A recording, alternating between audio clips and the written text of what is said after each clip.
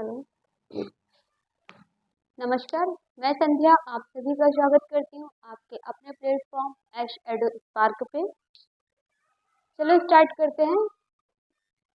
हम पढ़ रहे थे नागरिकता। तो नागरिकता में हमने अपने अनुच्छेद देख लिए थे। इसमें 5 से 11 अनुच्छेद आते हैं। ठीक है, तो हमने अनुच्छेद अपने पढ़ लिए थे।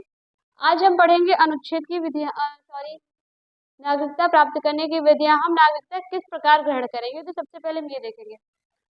तो नागरिकता हम कुल 5 प्रकार से ग्रहण कर सकते हैं। नागरिकता का जो हमारा अधिनियम है वो हमारा 1955 में आया था। अगर आपसे पूछते नागरिकता संबंधी अधिनियम 1955 है। ठीक है, अगर पूछे नागरिकता कहाँ से ली गई है, तो वो हमारी ब्रिटेन से ली गई है। सबसे पहले देखते हैं नागरिकता हम कुल कितने प्रकार से प्राप्त कर सकते हैं। तो नागरिकता हम 5 प्रकार से प्राप्त कर सकते हैं। 5 प्रकार से प्राप्त करेंगे।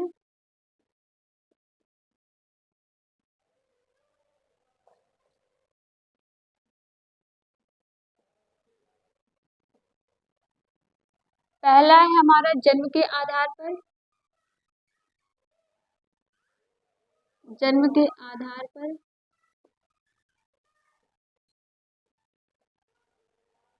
दूसरा प्राप्त करेंगे हम वंश के आधार पर। तीसरा करेंगे पंजीकरण के आधार पर। और चौथा हम करेंगे देशीकरण के आधार पर नागरिकता अपनी ग्रहण करेंगे। उसके बाद हम भूमि के आधार पर भी पंजीकरण करवा सकते हैं। ठीक है, तो पहला हमारा आ जाता है जन्म के आधार पर। तो जन्म के आधार पर हम देखेंगे, जन्म के आधार पर यदि भारत में जन्मा कोई भी बच्चा, उससे भारत की नागरिकता दी जाएगी। लेकिन यदि उसके माँ या पिता या दोनों में से कोई एक अगर भारत का नागरिक होगा, तो ही उसे भारत की नागरिकता दी जाएगी। ठीक है, तो लिखेंगे भारत में जन्मे बच्चों की नागरिकता। भारत में जन्मे बच्चों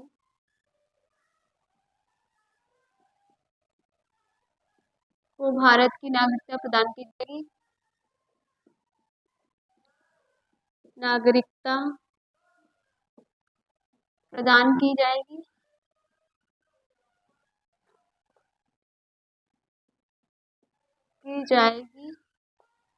लेकिन यदि माता पिता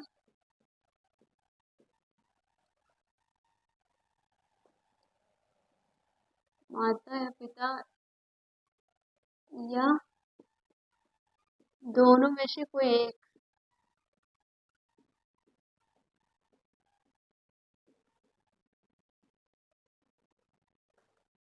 यदि भारत का नागरिक होगा, तो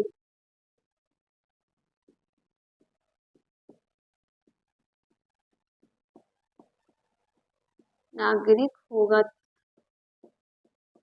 ठीक है, तो जन्म के आधार पर हम नागरिकता तभी देंगे जब बच्चे का जन्म तो हमारा भारत में हुआ होगा, उसके साथ साथ उसके माँ पापा या दोनों में से कोई एक यदि इंडियन होता है, तो उसको हम जन्म के आधार पे उसका हम पंजीकरण करा सकते हैं। उसके बाद आता है हमारा 2 वंश के आधार पर।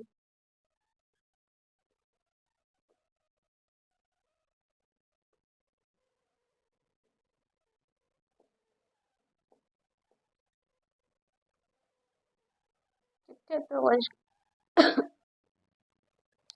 वंश के आधार पर हम कैसे पंजीकरण कराएंगे। तो यदि विदेश में बच्चा कोई जन्मा है, लेकिन उसके मम्मी पापा हमारे भारत के हैं या दोनों में से कोई एक है, तो हम उसे वंश के आधार पर नागरिकता दिलवा देंगे या दे देंगे। ठीक है, तो वंश के आधार पर विदेश में जन्मा बच्चा, विदेश में जन्मा बच्चे की नागरिकता।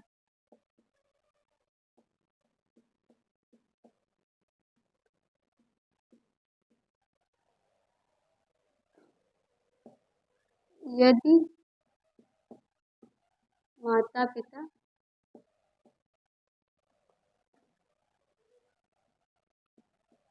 या दोनों में से कोई एक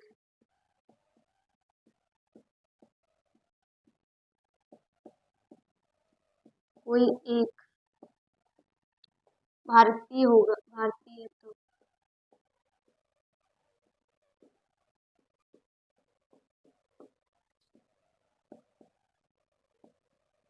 ठीक है। वंश के आधार पर हम तभी नागरिकता देंगे यदि बच्चा हमारा विदेश में जन्म तो लिया है, लेकिन उसके माँ या पिता में कोई एक हमारा भारतीय होना चाहिए, या दोनों भी हो सकते हैं। उसके बाद हम देखेंगे अपनी तीसरी, जन्म के आधार पर, वंश के आधार पर। उसके बाद हम देखेंगे पंजीकरण के आधार पर, पंजीकरण के आधार पर।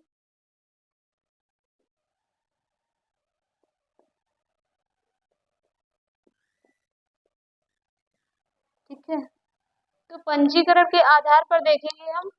पंजीकरण के आधार पर यदि आपको भारत की नागरिकता लेनी है तो आपको भारत में 7 साल लगातार निवास करना पड़ेगा। भारत में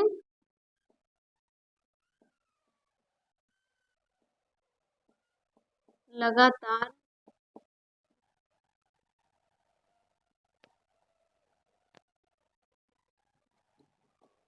भारत का लगातार 7 साल का निवासी हो।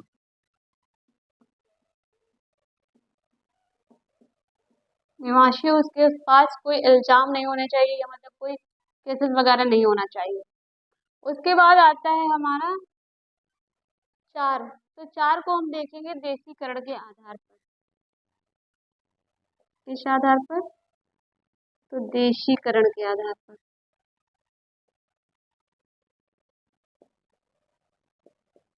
देशीकरण के आधार पर, तो देशीकरण के आधार पर हम कैसे देखेंगे भारत के प्रति यदि कोई व्यक्ति है जो हमारे भारत, अगर आपको देशीकरण के आधार पर पंजीकरण कराना है तो उससे पहले अगर आप भारत में निवास करें तो सबसे पहले तो भारत के प्रति आपकी सोच जो है वो सकारात्मक होनी चाहिए।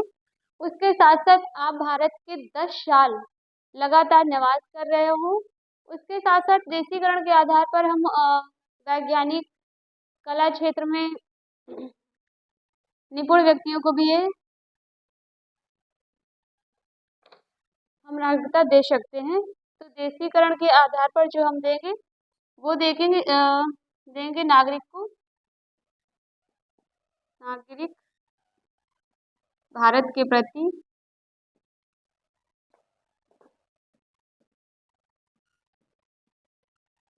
सकारात्मक सोच रखता हूँ, सोच वाला हो या रखता हूँ, प्लस 10 साल भारत में निवास कर चुका हूँ।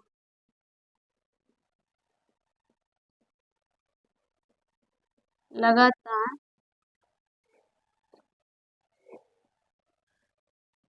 भारत का निवासी हो, का निवासी हो।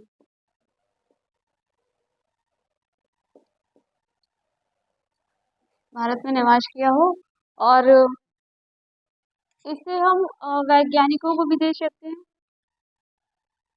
वैज्ञानिक प्लस कला के क्षेत्र में, या आप साहित्य के क्षेत्र में अगर आगे हैं तो उनको भी हम देशीकरण के आधार पर भारत की नागरिकता देंगे। उसके बाद आ जाता है हमारा अंतिम है, आप भूमि के आधार पर, अर्जित भूमि के आधार पर भी, अर्जित भूभाग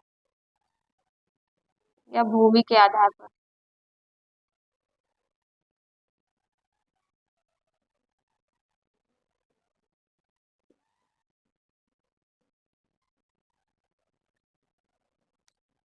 तो जो हमारी पांचवी है वो हम अपनी भूमि के आधार पर कैसे देखेंगे, तो जैसे कोई हमारा विदेशी राज्य होता है, यदि उसको हम भारत में मिला लेते हैं तो हमें जो हमने अपने भारत की सीमा के अंदर राज्य लिया हुआ है उसे हमें भारत की नागरिकता देनी ही पड़ती है। जैसे हमने सिक्किम को भारत का 22वां राज्य घोषित किया था ना, तो हमें उसे भारत की नागरिकता दे दी गई थी, या हमने दी थी। इसी तरह देखेंगे विदेशी राज्य को जब हम भारत में मिलाएंगे, विदेशी राज्यों को भारत में मिलाने पर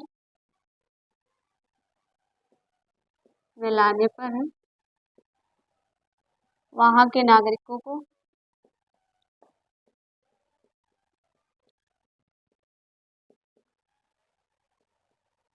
भारत की नागरिकता दे दी जाती है।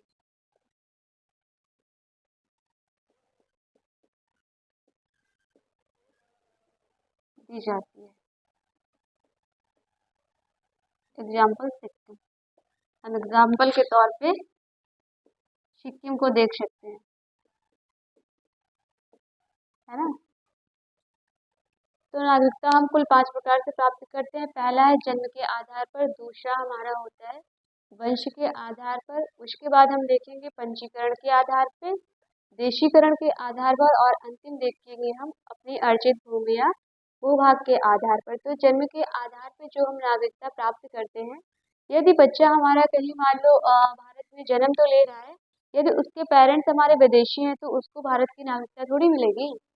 उसको नागरिकता प्राप्त करने के लिए उसके माँ या पिता में से कोई एक भारत का होना चाहिए, या दोनों भी हो सकते हैं। उसके बाद हम वंश के आधार पर देखेंगे, तो वंश के आधार पर हमारा बच्चा विदेश में जन्म तो ले रहा है, लेकिन उसके माता पिता यदि हमारे भारत के हैं तो हम उसे वंश के आधार पर पंजीकरण करा सकते हैं और उसे नागरिकता दिला सकते हैं। उसके बाद हमारा वंश के आधार पर, उसके बाद आता है पंजीकरण के आधार पर। तो यदि आपको पंजीकरण के आधार पर भारत की नागरिकता लेनी है, तो जो जिसे नागरिकता लेनी है वो भारत में पहले से ही कुल 7 साल लगातार निवास कर रहा हो, तो उसको हम पंजीकरण के आधार पर नागरिकता दे देंगे। उसके बाद आता है हमारा देशीकरण के आधार पर। तो देशीकरण के आधार पर अगर नागरिकता प्राप्त करनी है, तो नागरिक को सबसे पहले तो भारत के प्रति उसकी सकारात्मक सोच होनी चाहिए, ठीक है। उसने विदेश में कोई कांड ना किया हो, और उसके साथ साथ वो भारत में 10 साल लगातार निवास कर रहा हो। साहित्य के क्षेत्र में, वैज्ञानिक या कला के क्षेत्र में हम इसे देशीकरण के आधार पर पंजीकरण करा सकते हैं, ठीक है। आता है हमारा पांचवा भूमि के आधार पर। तो यदि किसी विदेशी राज्य को जब हम भारत में मिलाएंगे, तो जाहिर सी बात है उन्हें भारत की नागरिकता देनी ही पड़ेगी, या उन्हें स्वतः प्राप्त हो जाएगी, क्योंकि जब वो भारत के अंदर आ जाएंगे तो उन्हें भारत की नागरिकता प्राप्त हो जाएगी। इसके लिए हम अपने सिक्किम को देख सकते हैं, ठीक है। इसके बाद हम देखिए एक एनआरआई, आपने देखा होगा एनआरआई क्या होता है। चलो देखते हैं, एक सेकंड।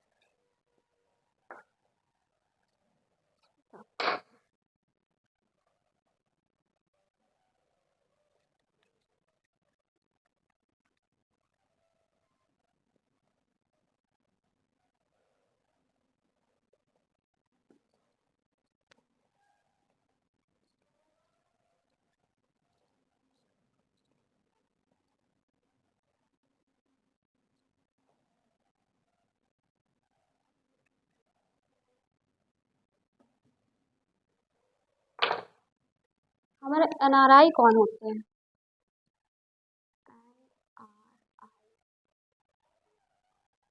एनआरआई आपने सुना होगा, चलो कौन बताएगा।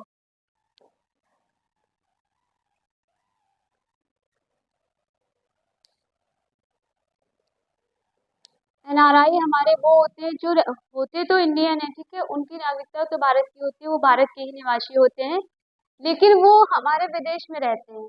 जो 6 महीने से अधिक विदेश में निवास करता है उसे हम एनआरआई कहते हैं। या ये मान लो वो किसी नौकरी के तौर पे जा सकते हैं, या पढ़ाई के तौर पे जा सकते हैं, या विदेशी भ्रमण के लिए भी वो जा सकते हैं, 6 से अधिक के लिए। जो भारत में 6 मंथ से अधिक गायब है भारत से, उसको हम एनआरआई कहते हैं। या 6 मंथ से अधिक कोई विदेश में निवास कर रहा है उसे एनआरआई कहते हैं, ठीक है। तो क्या देखेंगे, वे लोग जो नागरिक तो है भारत के, जो नागरिक तो भारत के हैं, लेकिन 6 माह से अधिक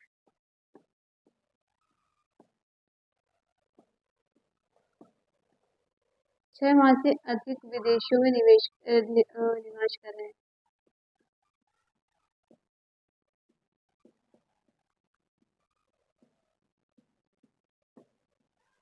उनको हम एनआरआई कहते हैं। ये हमारे वीजा लेकर जाते हैं। एग्जाम्पल के तौर पर हम देख सकते हैं, कोई स्टूडेंट हो सकता है ना, या हमारे बहुत सारे लोग होते हैं जो विदेश में नौकरी करने के लिए चले जाते हैं, एक एक साल 2-2 साल के लिए। तो उनको हम एनआरआई कहते हैं। जो हमारे अपने यहाँ भी बहुत सारे एनआरआई आते हैं जो 6 साल 6 महीने से अधिक भारत में रुक जाते हैं, लेकिन भारत के होते नहीं है, भारत के नागरिक नहीं होते, तो उनको हम एनआरआई कहते हैं। एनआरआई के बाद हमारे और भी वर्ड आते हैं, जैसे आपने कहीं सुना होगा, बहुत सारे लोग कहते हैं वीजा, वीजा या पासपोर्ट। तो वीजा क्या होता है और पासपोर्ट क्या होता है, ये भी हम देखेंगे। जो हमारा वीजा होता है वो दूसरे देश, हम जिस देश में भ्रमण के लिए जा रहे होते हैं या जहाँ घूमने के लिए जाते हैं, उस देश की अथॉरिटी होती है, हमें उस देश से प्राप्त होती है। जबकि पासपोर्ट हमें हमारा मूल देश देता है। ठीक है, हमें अपने मूल देश से परमिशन लेनी होती है, एक तरह का परमिशन है, या इसे हम यात्रा दस्तावेज भी कह सकते हैं। देख लेते हैं, लिख लेते हैं पहले वीजा, और ये हमारा होता है पासपोर्ट।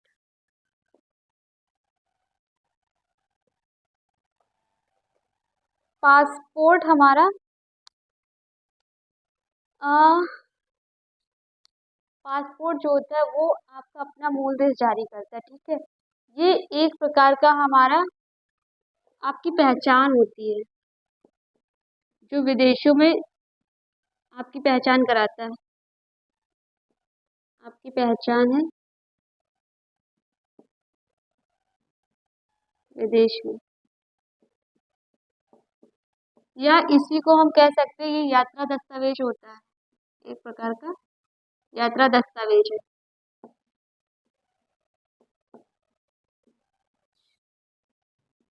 यात्रा दस्तावेज होता है। पासपोर्ट जो हमारा होता है वो कौन जारी करता है, तो इसको हमारा पासपोर्ट आपका अपना मूल देश जारी करता है। ठीक है, आपकी आपका अपना, आपके अपने देश की सरकार, आपके अपने देश की सरकार जारी करती है। अगर पूछ ले पासपोर्ट कौन जारी करता है, तो ये हमें विदेश जाने के लिए अपने देश की एक तरह से अनुमति लेनी पड़ती है, उसे हम पासपोर्ट कहते हैं। आप बिना पासपोर्ट के कहीं विदेश में एंट्री, मतलब आप विदेश नहीं जा सकते। यदि आपके पास वीजा नहीं है, तो आप जिस देश में जा रहे हैं या जहाँ भी आप जा रहे हैं, वहाँ आप बिना वीजा के एंट्री नहीं कर सकते। तो दस्तावेज पर एक सिग्नेचर होता है, विदेशी जहाँ आप जाते हैं वहाँ की मोहर होती है, उसे हम वीजा कहते हैं। ठीक है, तो जो हमारा वीजा होता है वह उस देश की वहाँ की सरकार या इसी के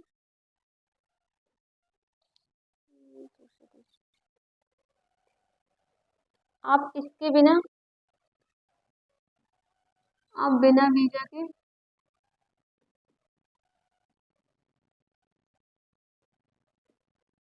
विदेश में एंट्री नहीं कर सकते, प्रवेश नहीं कर सकते।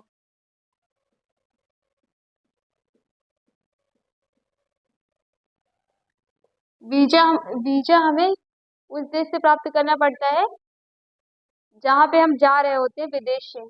तो वीजा हमारा कौन जारी करता है, वीजा हमारा कौन जारी करता है, वह देश जारी करेगा जहाँ आप यात्रा करने जा रहे हैं।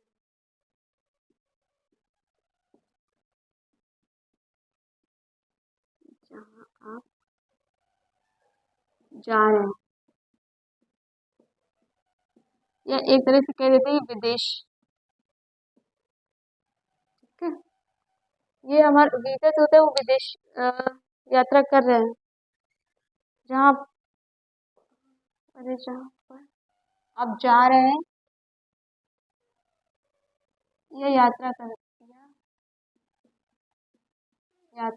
जा रहे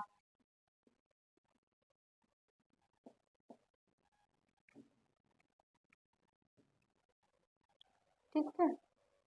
तो वीज़ा हमारा वो देश जारी करता है जहाँ पर आप यात्रा कर रहे हैं, जबकि पासपोर्ट आपके अपने देश की सरकार जारी करती है। पासपोर्ट जो हमारा होता है वो आपके अपने देश का एक यात्रा दस्तावेज होता है, जबकि वीज़ा हमारा विदेश में प्रवेश के लिए एक दस्तावेज होता है। ठीक है। चलो, तो हमारी नागरिकता कंप्लीट होती है। इसके बाद हम कल देखते हैं क्या शुरू करेंगे। कल हम पढ़ेंगे अपना भाग 3। भाग 3 में हमारा आता है मौलिक अधिकार। तो हम नागरिकता अपने कुल कितने प्रकार से प्राप्त कर सकते हैं? 5 प्रकार से। नागरिकता संबंधी अधिनियम 1955, जन्म के आधार पर, वंश के आधार पर, पंजीकरण के आधार पर, देशीकरण के आधार पर, उसके बाद आता है हमारा अर्जित भूमि के आधार पर। ठीक है। तो चलो, कल पढ़ेंगे अपना भाग 3। धन्यवाद।